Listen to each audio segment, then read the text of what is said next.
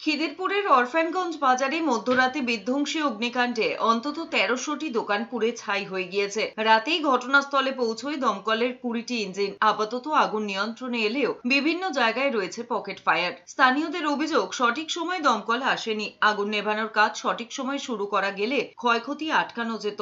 স্থানীয় সূত্রে জানা গিয়েছে, রবিবার রাত ১টার কিছু পরে খিদিরপুর বাজারে আচমকাই আগুন লেগে যায়। ঘিঞ্জি এলাকা হওয়ায় মুহূর্তের মধ্যে আগুন ছড়িয়ে পড়ে। এলাকার মানুষ ভালো করে বুঝে ওঠার আগেই আগুন ছড়িয়ে পড়ে গোটা বাজারে। স্থানীয় বাসিন্দারা আগুন নেভানোর চেষ্টা শুরু করেছিল, কিন্তু তাতে লাভ হয়নি। অভিযোগ, থানা এবং দমকলের সঙ্গে যোগাযোগের চেষ্টা করা হয়েছিল, কিন্তু দমকল দেরিতে আসে। আগুন লাগার অন্তত ২ ঘন্টা পর তা নেভানোর কাজ শুরু হয়। অভিযোগ, গঙ্গা থেকে পাম্পের মাধ্যমে জল এনে আগুন নেভানোর পরিকল্পনা ছিল দমকল কর্মীদের, কিন্তু সেই ব্যবস্থা করতে গিয়েই অনেকটা সময় কেটে যায়। আরো ছড়িয়ে পড়ে আগুন। এখনো পর্যন্ত খিদিরপুর বাজারে হতাহতের কোনো খবর নেই, তবে বহু সম্পত্তি নষ্টের আশঙ্কা করা হচ্ছে।